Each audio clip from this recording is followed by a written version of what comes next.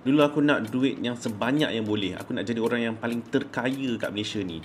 Saya masih ada lagi impian tu. Tapi sekarang, cara saya fikir tentang duit dah lain. So, ni adalah 4 poin yang saya nak share lepas saya habis baca buku ni.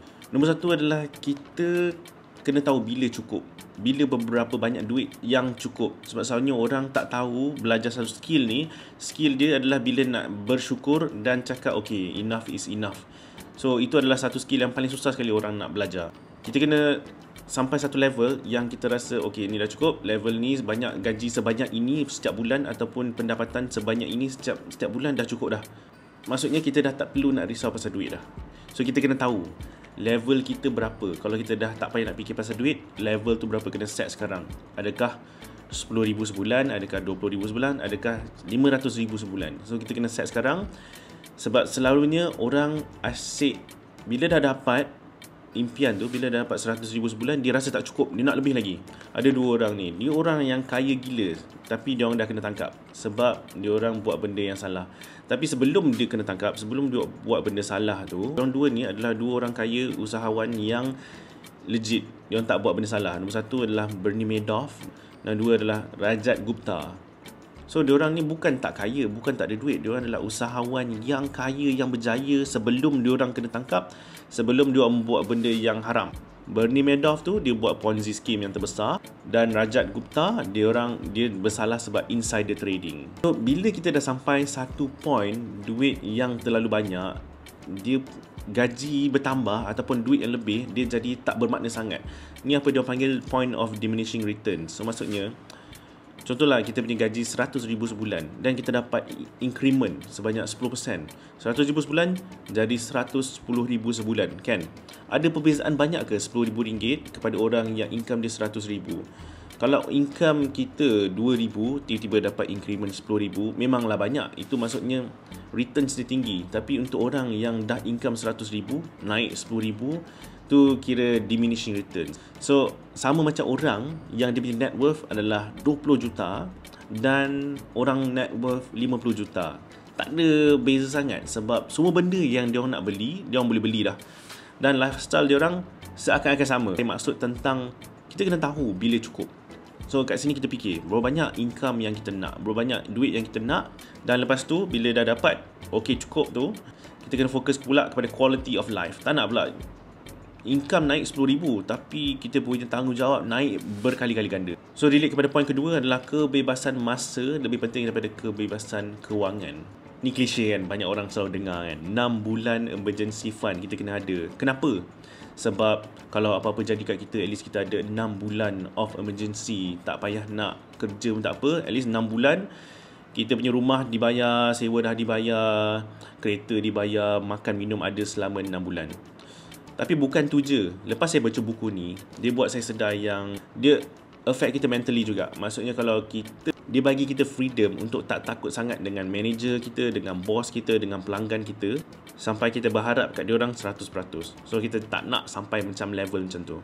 So bila cakap tentang kebebasan masa, kebebasan hidup adalah kita buat apa saja, dengan siapa, dekat mana, pada bila masa. Poin ketiga bila saya baca buku ni adalah point fail to win. Maksudnya kita kena gagal banyak kali untuk dapat satu kali je berjaya. Kalau korang baca buku ni, dia orang panggil long tail event. So kalau contoh dalam business, investment, finance, kita hanya kena betul sekali je. Kita kena konsisten lah, kita kena buat business, banyak-banyak business. Lepas tu fail, selalunya orang akan fail lah banyak-banyak business. Tapi bila dia dapat business yang berjaya tu, dia orang akan berjaya terus. Sama dengan investing, sama dengan finance. Lagi satu contoh adalah pemimpin. Tak semestinya semua decision dia buat tu betul. Dia hanya kena betul 50% of the time je. 50% kali je kena betul. Sama juga macam dalam bersukan. Contoh kita main badminton ataupun main tenis.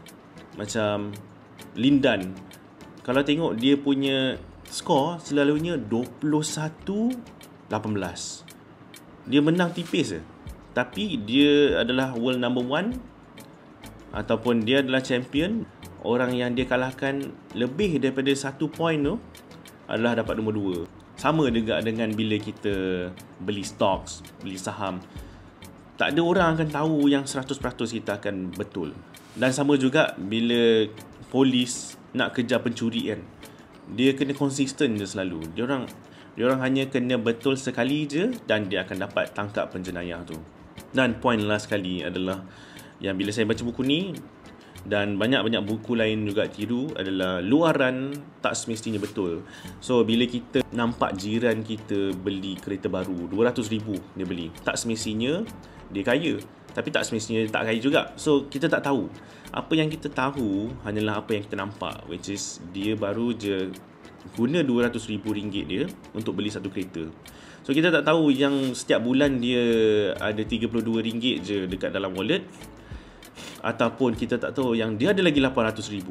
So kita tak payah nak buat assumption, kita fikir pasal kita je.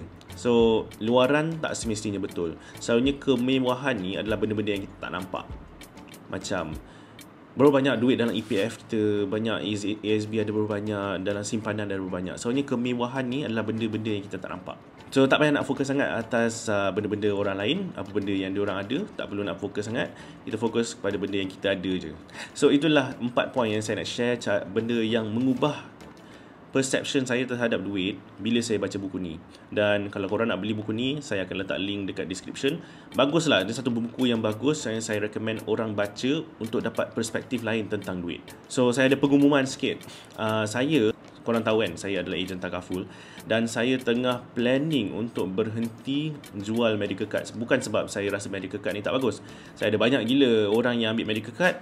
Pelanggan-pelanggan saya 80% orang ambil medical card. Tapi saya rasa macam saya dah mula busy, banyak business lain. Tapi saya akan, of course, saya akan service orang yang pelanggan-pelanggan saya yang ada banyak ambil medical card kan.